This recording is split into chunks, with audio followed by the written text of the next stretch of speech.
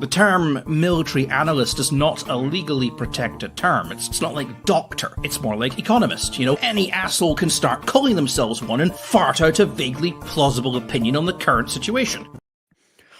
Again, continuing on with really crappy videos today because I'm tired writing my book and it's late and I'm grumpy and I'm old and I'm about the age where I start getting old man diseases like the gout. It's where it's an old man disease when they put the in front of it. I'm going to get the shingles. My birthday, I get a shingles shot because they won't give it to me when I'm 40. You're going to be 50. I fucking hate you, Karens. I hope you live long and prosper. All right. So I woke up this morning and one of my favorite channels is called The Pondering, but the character, this isn't his real name. He goes by the Real Life Fake Wizard. And the reason I like him, he's up there. He's definitely one of the top 10 is because he's not one of these, oh, shark, sniper wolf with a, is she a thing? I don't know if she's a thing anymore. Anyway, I started getting into the nerd stuff 2 years ago because I finally had some free time. And it seemed like there was a plethora, just an unlimited amount of channels to choose from. And I started realizing, and it got worse over time. It wasn't always this way, but they all became shock channels and loud, big, yellow, orange, red font. And everyone was getting destroyed and, and it's over and everyone was bankrupt. And I was like, I don't think Disney's bankrupt. I mean, I know they got some troubles, but I looked at their balance sheet not too long ago. They have it's not the best balance sheet, but they got money. And what's ended up happening, it sucks. And he's not wrong. Everyone's going for the money. Everyone's going for the clickbait. And so he isn't one of these channels. He's a little bit more thoughtful. I even disagree with him a little bit. He's I gotta imagine he's younger than me. Maybe he's a millennial. Maybe with the avocado in his toast. I don't know.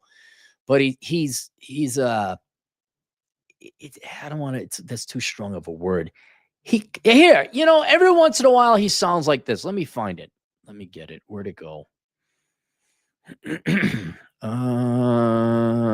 Here. Sometimes he does videos like this. Where are we going as a group of people? What are we becoming as a society? Like really kind of when I'm like, yeah, I guess. I mean, do you got to worry about it? What? Do you care? And apparently he cares a lot because the video he did today, he was about to announce his retirement from the channel. I listened to it and I took notes. And if I could summarize his video, basically what he was saying is that content creation affects and ultimately ruins both the content creator and the consumers of the content. That people are always looking for the latest hit and the latest drama. He not wrong necessarily.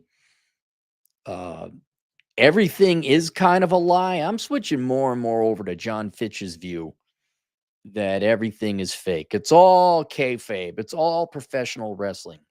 Not there yet, but you guys keep sending me these videos, and I hope you train your eyes to see this. It's pretty obvious.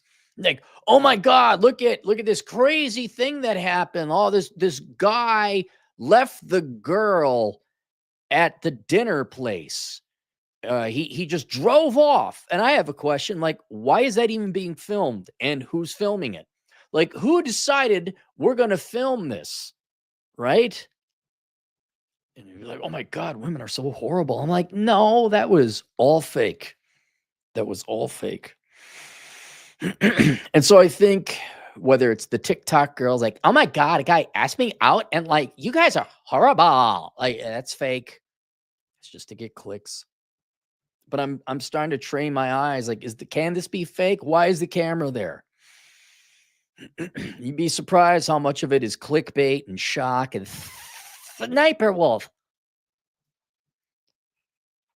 And so he's right. Consuming way too much content, consuming the wrong content, consuming just rank and file content, it's bad for you. It's like watching too much TV. Like you should be going out and playing. And he's also not wrong that becoming a content creator it didn't change me. I'll tell you that. I've always been this pissed off. I've always been this angry. But yes, I could see where you get to make a living being a content creator. And he's like, it's changing people. It changes the content. I didn't like who I became. Blah, blah, blah, blah, blah. I'm like, well, who did you become? Also, how do you participate? How do you not, like when I became a dance instructor, well, it did affect me. It did change me. And maybe not for good or worse, but so what? You became a content creator. You don't have to let it turn you into a fame chasing, money grubbing, addicted whore. And I never got that impression from this guy. So here he is, all of a sudden, like, yeah, I was going to quit. This was going to be my farewell video. And then he says, but I had it. And I'm putting words in his mouth, just trying to summarize. I don't want to misquote him. But basically, he had some huge moral qualms about him becoming a content creator and what content was doing to audience members, not even his, but his as well, and what it was doing to himself.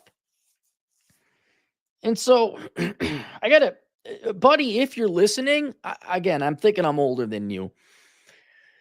You're way too fucking moral and good for this world. I'm not talking the internet world. I'm talking the real world, right?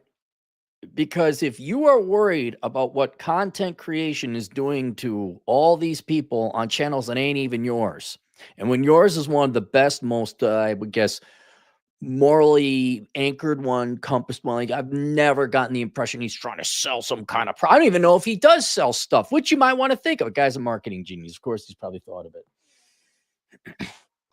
But you're wrong. You're just wrong. Not just because I want you to keep doing videos. You're wrong because you've completely misassessed the situation and you've placed blame erroneously where it doesn't belong. You do not control, and here's where the old man wisdom is going to come in, and your idealism is wrong. You don't control what other people consume. All right? You are not responsible for that. You control what you put out, and that's a personal, moral quandary you get to wrestle with yourself. But having watched you for a long time, you put out good quality shit. That's why we tune into you. And just because you're in a field, I'm trying to think of a field that you might be in where it's disreputable and you think like lawyers, right? Let's say you're a good, honest lawyer. Well, the whole profession is kind of tainted by the others. That doesn't mean you're a bad person. If you're a good lawyer, you're a good lawyer. And you're a good podcaster. I mean, not only in terms of ability and skill, but in terms of morals and ethics, you're a good podcaster. It doesn't make you a bad person.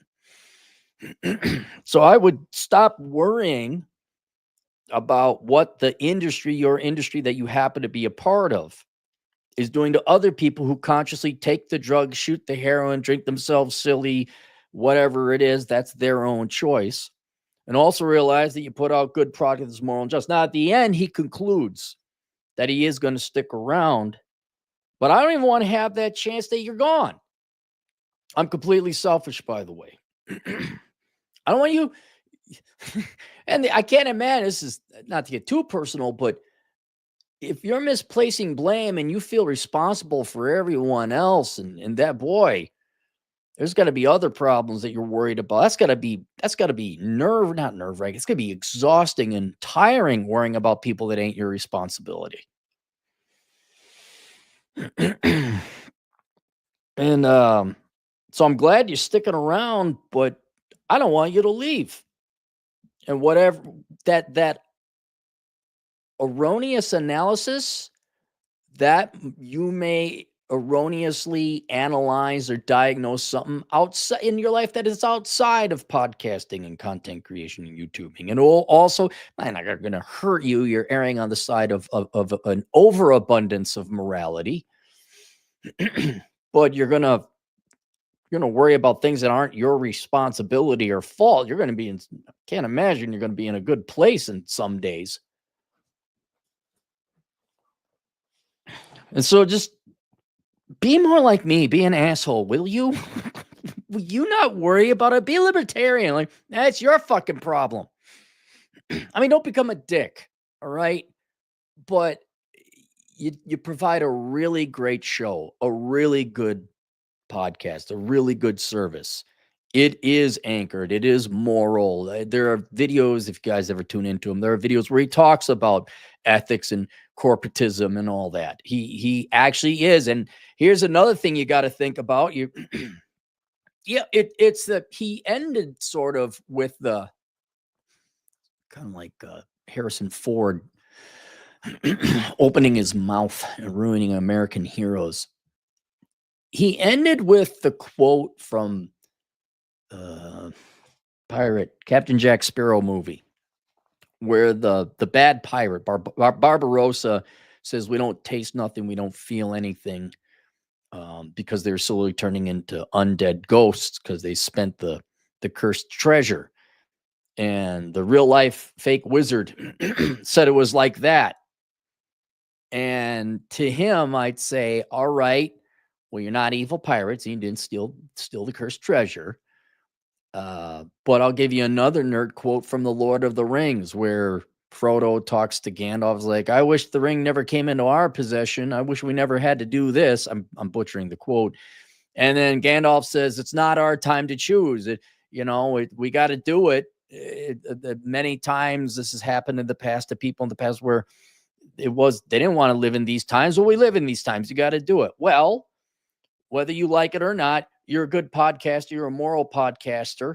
You're better than average podcaster. People like your content, and you're probably doing more good. And you're not going to stop these times where you have people consuming poisonous, toxic online content. But I'd say you're doing more than you realize, producing good quality content that is wholesome, that is more insightful and intelligent and unbiased, and isn't just clickbait grabby stuff. That's kind of like what I learned. Sometimes you don't get to choose what you want to do. Matter of fact, if you let the world choose what it wants you to do, you're going to make a lot more money and be a lot more happy. As long as, like, the world doesn't reach out. You should deal drugs. I'm not saying that.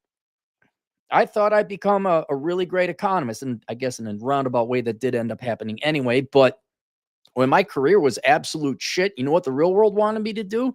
Wanted me to go and teach dance classes. That's what it wanted me to do. And sometimes it's not your choice. You got a great show. A lot of people tune in. You're doing the right thing. And sometimes you don't get a say in it. Maybe you're the man of the hour. The irony, you're worried about bad content going out there, so you're going to end your channel, which is good content, when your channel is what we need more of.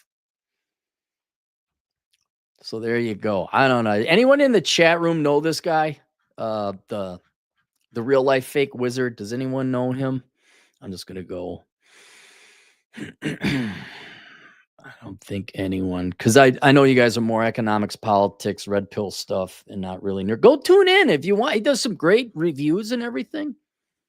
He's funny too. He wears the wizard mask. Robert Archer, $10. No use in being fake. No use in the silver tongue. Dude, see, that's what I try to figure out. People are like, "Oh, you're just like you are on the internet." I'm like, you think I got time to set up a separate personality when I got this loving, charming one right now? Fuck if I'm going to go act. Then I got to go out in public. "Hey, guys, it's Krusty the Clown." Hey, no. Especially when I met people first in public, like, "Oh my God, you're just like you are on the YouTube." Like, well, yeah, why would I be anyone else? Keep your word, honor your handshake, become boring, reliable, and grumpily consistent. Have a nice night, Mr. Cappy. Exactly. Everyone should become just like me, an honorable, pissed off old man. Nonstop Drake, $2. You're an economist from the Carlson School. No, actually, most of the training or education I got wasn't from the Carlson School, wasn't in college. I went to Ludwig von Mises Institute for a seminar a long time ago. And then the vast majority of economic education I got was in the field. It's a weird path I took. But a lot of it was just reading research. The internet was coming abound. So the data was out there. I was more trained as an economist through data than I was any formalized structured schooling. That's why I'm better than the average economist. The other average economist, like, oh my God, Keynes, Dick, let me suck it. Dre, $2. The life coach, life chose Cap. You know, Dre, I hate that phrase, life coach. You're right. I didn't choose it. I really didn't. Just kind of happened this way. I thought I'd set up Asshole Consulting as kind of like, yeah, we'll make beer money and then people will stop asking me questions. Nope. Here we are coming up on 11 years later. Yeah, no, it's like that. If I had just learned to listen to what the world was trying to tell me, isn't it Les Grossman? Hear that, Pecker? Pecker breath? It's the world trying to tell us something. Ask and you shall receive. Playa. If I had just listened and did what the world told me to do, I would have made a lot more money and it would have been a lot easier. And yet here we are. All right, that's it. I linked to the guy's, the Real Life Fake Wizards channel below. Give him a subscribe. Tune into his stuff. It's good stuff. We'll see you guys later. Toodle.